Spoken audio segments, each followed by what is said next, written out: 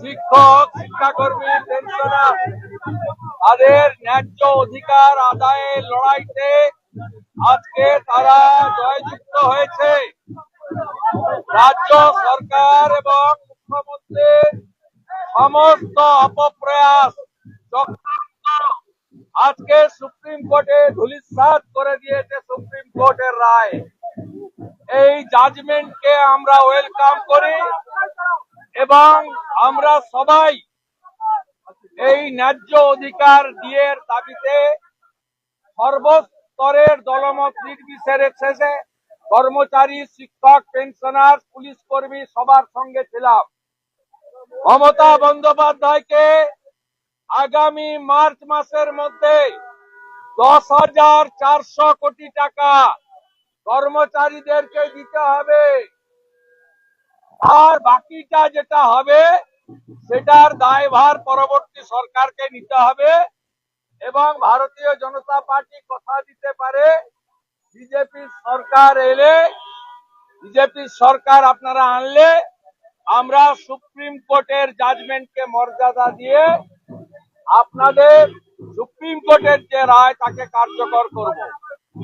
Mamata Bandyopadhyay স্যাটের order মানেননি, single বেঞ্চের order মানেননি, division বেঞ্চের order মানেননি, এমনকি 25% দেওয়ার যে অর্ডার দিয়েছিল সেই অর্ডারও মানেননি।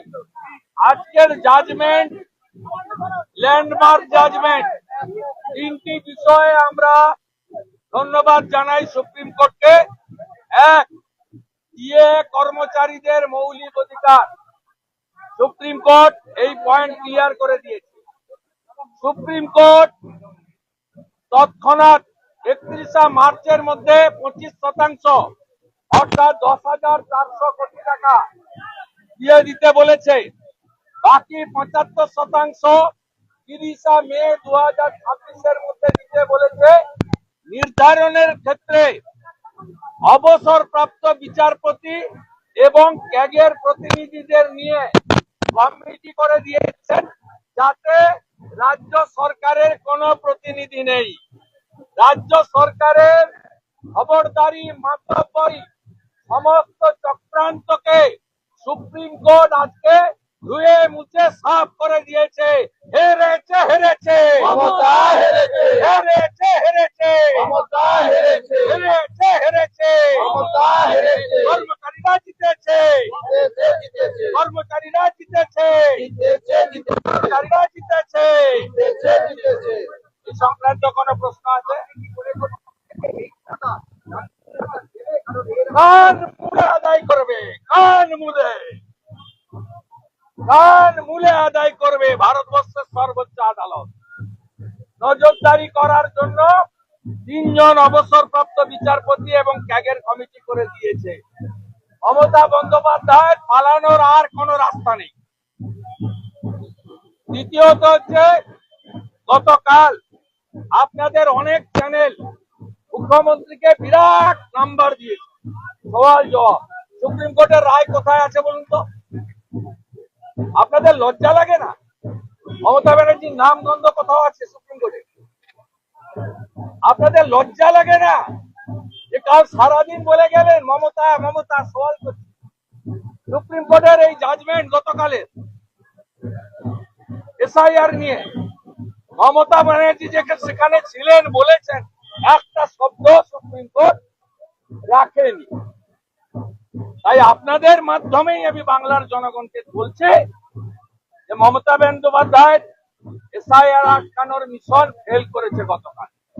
তৃতীয়ত, খানিক পরে বাজেট হবে, তার আগে রাজ্যপালের ভাষণ। আমি রাজ্যপাল সিবি আনন্দ বসুকে ধন্যবাদ জানাবো যে তিনি রাজ্য সরকারের যে খসড়া বক্তব্য বাতিল করেছেন। সেই বাতিলে কেন্দ্র এবং বিজেপি বিরোধী কথা ছিল, তিনি পড়তে অস্বীকার করেছিলেন, বয়কটের কথা বলেছিলেন। রাজ্য সরকার বাধ্য হয়ে গত পরশুদিন কেন্দ্রের বিরুদ্ধে কোনো মন্তব্য না রেখে নতুন করে বক্তব্য পাঠাতে বাধ্য হয়েছে। অর্থাৎ ঘোলা করে ঘোলা জলে আজকে এদেরকে ঘোলা জল খেতে হবে। রাজ্যপাল মহোদয়কে হ্যাটসঅপ জানাই। From reliable source, governor rejected the draft speech sent by the state government. He refused to read this type of political speech. After that, state government bound to surrender in front of governor. They send a press speech যেখানে কেন্দ্রীয় সরকারের বিরুদ্ধে কোনো মন্তব্য।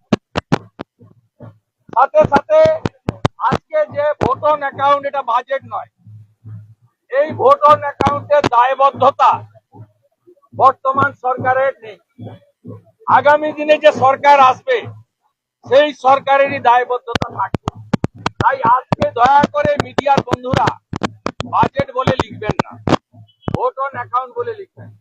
4 মাসে April, মে, June, July নতুন সরকার আসার পরে পূর্ণাঙ্গ বাজেট পেশ করবে এবং এই ভোট অন অ্যাকাউন্টে যেগুলো থাকবে কোনোটাই কার্যকর করা যাবে না।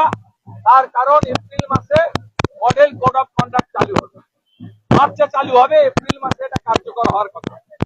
এই বাজেটে থাকছে সিভিক ভলেন্টিয়ার, সিআরপি, আশাকর্মী, আইসিডিএস এর কর্মীদের সামান্য কিছু বৃদ্ধি, সামান্য, যেটা তাদের দাবি এবং সংসার চালানোর পক্ষে মানানসই নয়। লক্ষ্মী ভান্ডারে কয়েকশো টাকা বাড়ানোর একটা প্রতিশ্রুতি থাকবে, কার্যত সেটাও কার্যকর এই সরকার করতে পারবে না। আগামী দিনে যে সরকার আসবে, বিজেপি সরকার, তাদেরকেই কার্যকর করতে হবে এবং আমাদের সংকল্প পত্রে আমরা যে প্রতিশ্রুতি দেব, অন্যান্য রাজ্যের মতো উড়িষ্যার সুভদ্রা যোজনা, মধ্যপ্রদেশের লাডলি বহিন, দিল্লির 2500 টাকা মাসে, হরিয়ানায় 2100 টাকা মাসে, মহারাষ্ট্রে 2000 টাকা মাসে, সেটা আমরা অনেক ভালো দেব সংকল্প পত্রে, সেটাই কার্যকর। গতকাল মুখ্যমন্ত্রী মমতা বন্দ্যোপাধ্যায় সুপ্রিম কোর্টে সওয়াল করেছিলেন, এটা টিভিতে দেখেছিলেন, নট এ সিঙ্গেল ওয়ার্ড। এটা কারেক্ট করতে হবে আপনাকে, ওটা সওয়াল বলে না। উনি কিছু কথা বলেছেন যেটা আইনগত ভাবে রেকর্ড হয় না। সুপ্রিম কোর্টের একদম ক্লিয়ার ইনস্ট্রাকশন সব কোর্টেরই আছে, নয় পিটিশনার বলবে নয় লয়ার বলবে, দুজন মিলে কোথাও এলাও হয় না। উনি স্যাম দেওয়ানকে লয়ার দিয়েছিলেন, তার কথাই, তার নাম আছে, তার কথা রেকর্ড আছে।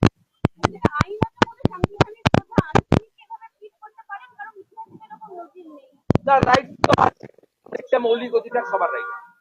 যেহেতু উনি লয়ার দিয়েছিলেন তাই উনারটা উনি যা করেছেন অফ দা রেকর্ড, সেই কারণে সওয়াল জবাব বলে না, এটাকে কোনোভাবেই সওয়াল বলে না।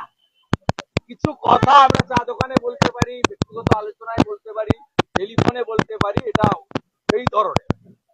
এর রেকর্ডে কোথাও একটা নাম, দ্বন্দ্ব, শব্দ, বাক্য নেই। Thank you. না না, চেষ্টা করেছেন, ন্যারেটিভ আবার কি, আধার কার্ড আটকাতে গেছেন, বলেছেন আধার কার্ড আটকানোর ব্যাপার নেই, জাজমেন্ট পেন্ডিং। এসআইআর বন্ধ করতে বলেছেন, not accepted by the court. Micro observer withdraw করতে বলেছেন, কোর্ট বলেছেন আপনি কি অফিসার দিয়েছেন আগে দেখান। 294টা ইআরও, 225টা আপনি violation of the guideline from the CI আপনি প্রমোটিদের দিয়েছেন, ডাইরেক্ট ডাব্লিউবিসিএস এ এবং আইএস দের দেননি। ভারতবর্ষের কোন রাজ্য হয়নি। আপনি তো কানা গলিতে ঢুকে পড়েছেন। আপনাকে তো এবার দেওয়া অফিসারদের তালিকা জমা দিতে হবে সুপ্রিম কোর্টে, তাতেই আপনি ধরা পড়বেন। ওটা ভারতবর্ষ চলছে একরকম, আপনি এখানে চালাচ্ছেন অন্যরকম। এটা অন্য, এটা অন্য। কমিশন শুনবে না, কমিশন 3 বার চিঠি দিয়েছে তালিকার জন্য, তালিকা দেননি। এটা মামার বাড়ি নয়। সংবিধানের 324 থেকে 26, 324 থেকে 329 ভারতের নির্বাচন কমিশনকে বাবা সাহেব আম্বেদকর 200% সুপ্রিম পাওয়ার দিয়েছেন।